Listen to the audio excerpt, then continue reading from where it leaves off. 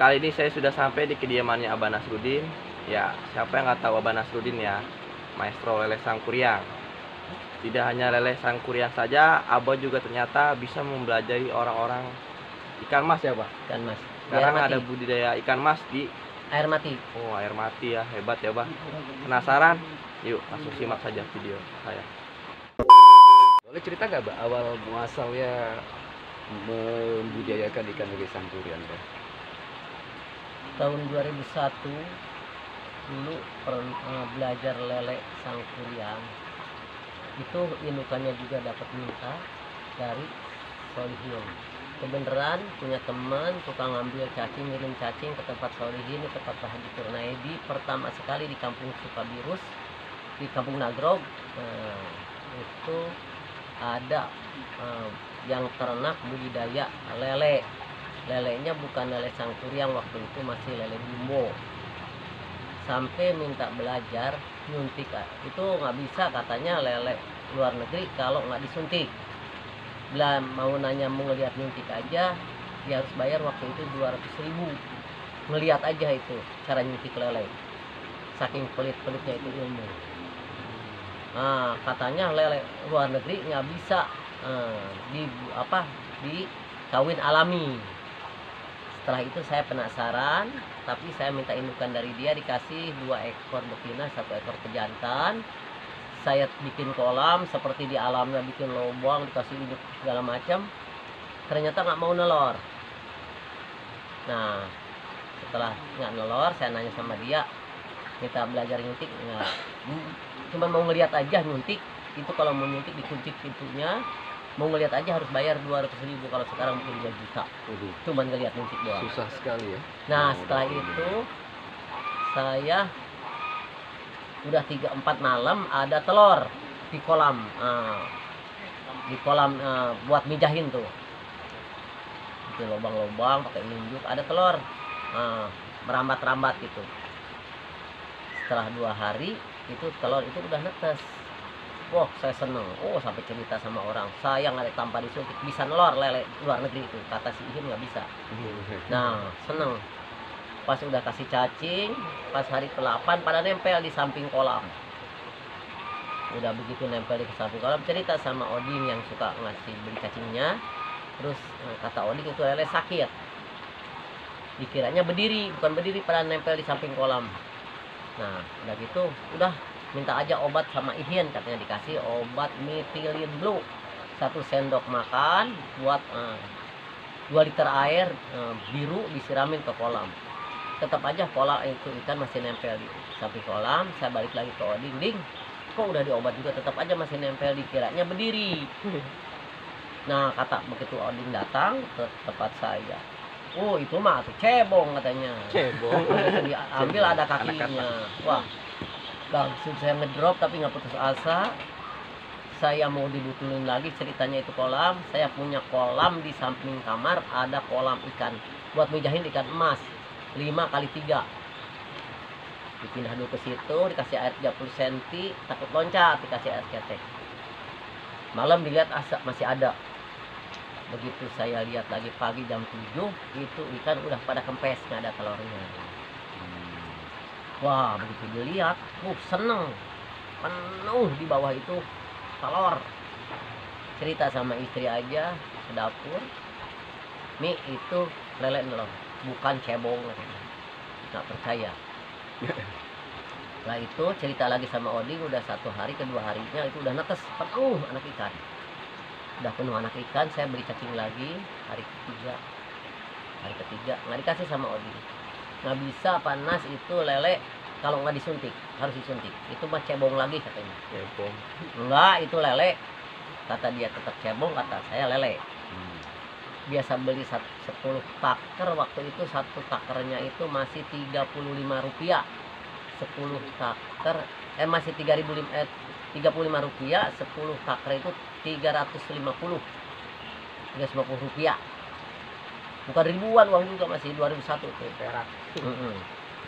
Beli 10 cuma dikasih 5 katanya, sayang duit.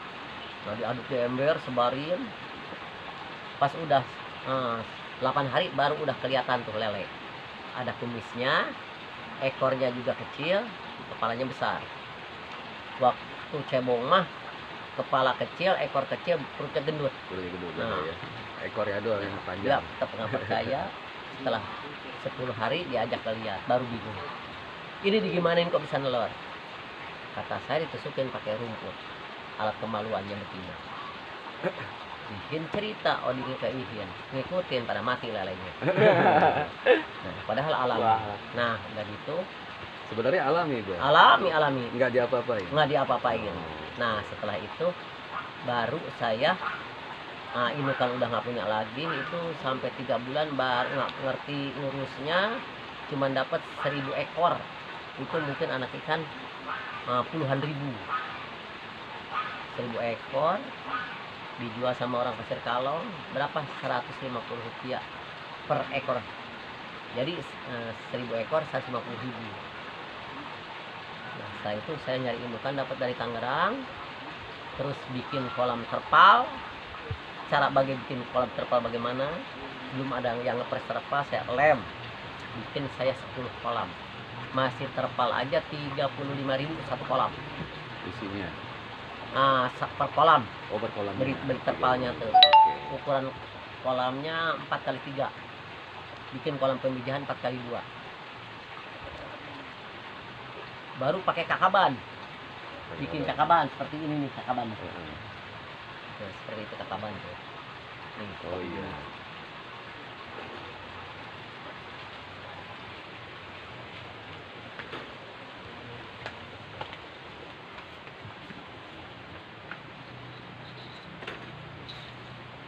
Oh, ini untuk pemijahan ya kakaban ya? Nah, Ini seperti kakabannya. ijuk, Bah, ya? Ini Ijuk. injuk Oke. dijepit pakai bambu namanya kakaban. Baru pakai ini bikin kolamnya 4x2, dibikin kakaban. Saya bikin waktu itu langsung bikin saya 5 kolam, 5x3, Oke. pasang kakaban 6 kakaban satu kolam. Fungsi kakaban itu untuk nempel telur kan, Mbak? Nah, setelah itu saya isi air 20 cm, mijahin satu betina 2 pejantan, jahin kakabannya 6 biji. Nah, satu malam aja udah nelor, dibikin 5 kolam netesinnya. Setelah itu mungkin anak ikan puluhan ribu, Subhanallah. banyak sekali. Cuman belum ngerti cara meliharanya. Itu cuman dapat 5.000 ekor, dibeli sama Pak Haji Kurnaidi yang ngembangin larinya mati terus yang disuntik. Suntik. Beli sama dia 5.000 ekor. 5.000 ekor dapat 750.000. Bikin lagi kolam 10 Itu tahun berapa, Mbak? tahun 2001. 2001 ya. Nah, udah agak berkembang, udah punya 10 kolam. Kebenaran saya bikin ramuan, uji coba terus sampai baru ketemu bisa netesin lele di lapangan. Semua juga waktu itu nggak ada yang netesin lele di lapangan, di ruangan, apalagi sampai sekarang di balai-balai di ruangan. Kenapa? Takut sama air hujan. Waktu itu kemudian alhamdulillah saya ketemu dikit-dikit bikin ramuan, bisa baru 3. Satu buat instalisir air, 2 buat daya tahan tubuh ikan, 3 baru bisa menghilangkan keasaman air hujan. Belum bisa saya mendapatkan ramuan buat menangkal penyakit, meningkatkan suhu. Tetap saya sering diganti air, ikan selalu sakit. Itu ramuannya bisa didapatkan dari tumbuh-tumbuhan ada di Tumbuh-tumbuhan sekitar. alami, nggak ada sama sekali, nggak ada sama sekali kimianya, itu herbal dari tumbuh-tumbuhan. Fungsinya Nah, untuk kalau sekarang sih udah 2001, 2002, 2003 baru ketemu. Nah, 2001 akhir itu kebenaran ada yang beli benih, bapaknya pajaka itu dari kementerian di sini yang rumahnya di pajaka, dinasnya di BBAT Sukabumi. Bapaknya beli lele 1000 ekor, kemudian dia tanam, dikasih cara-caranya bagus di tempat Pak ini yang di Sesepan tuh Kan urang ka imah teh panaon teh poho deui ta bapana pajaka teh. Bapana pajaka teh panaon teh poho deui. Waktu urang ka imah teh nih. Eta seseupan teh belah luhur. Saung mira.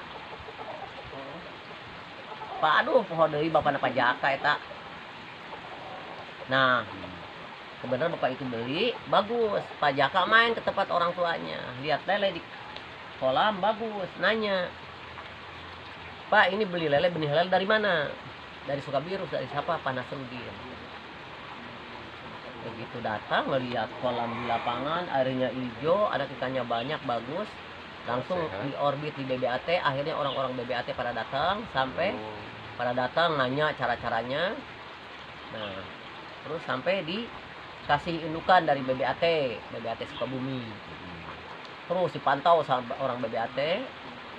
Saya alhamdulillah waktu itu langsung menemukan ramuan uji coba buat meningkatkan suhu. Meningkatkan suhu rendah bisa suhunya bisa di kolam bisa 32. Padahal di sini suhu hanya air jalan hanya 18 sampai 20. Idealnya untuk ikan lele suhu berapa? Lele, sedangkan lele kalau menurut dunia ikan suhunya aja 28 30 sampai 32 panasnya air mengikuti Afrika. Kenapa? Dulu tahun 84 dari Afrika masuk ke Indonesia, lele itu bukan lele catfish masuk ke Indonesia, ikan tangkapan sungai Kenya. Dikembangannya di balai-balai di mana pengembangannya BBAT Sukabumi. Seluruh Indonesia pusatnya di Sukabumi di bawah naungan menteri. Nah setelah itu alhamdulillah saya dikasih indukan dari balai, nggak tahu itu hasil perbaikan gen F2 ke F6 2001 tuh. Siapa yang memperbaiki gennya? Pak Insinyur Komar sama Abduh. Dikira dikasih tempat saya bukan calon induk, padahal itu calon induk.